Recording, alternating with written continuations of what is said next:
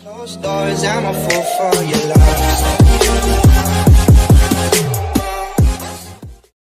Pinayagan na ang mga residente sa Pilipinas na bumalik sa kanilang mga tahanan noong Linggo matapos ang lindol na may lakas na 7.4 na tumama sa timog ng bansa, na ikinamatay ng hindi bababa sa isang tao, at nagdulot ng maliliit na pinsala sa ilang infrastruktura.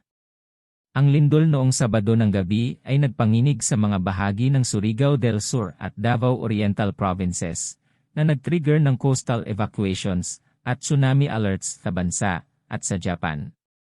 Isang babae ang namatay nang gumuho ang isang pader habang tumatakas siya, ang kanyang pamilya mula sa kanilang tahanan sa Tagum City sa Davao del Norte Province, ayon kay disaster official Mon Cabonilas. The tsunami threat associated with this earthquake has now largely passed the Philippines. Ang Philippine Institute of Volcanology and Seismology PHIVOLCS ay sinabi sa isang pahayag, ngunit nagpayo sa mga tao sa mga komunidad na banta na sundin ang mga tagubilin mula sa lokal na mga otoridad.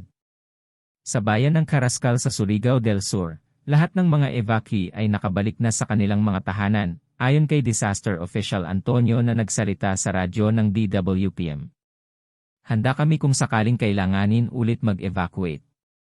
Mahigit sa 600 aftershocks ang naitala, at pinapayuhan ng PHIVOLCS na mag-ingat ang mga tao habang nagpapatuloy sa normal na mga aktibidad. Inalerto ng Philippine Coast Guard ang lahat ng kanilang mga barko at eroplano para sa posibleng pagpapadala. Thank you for watching.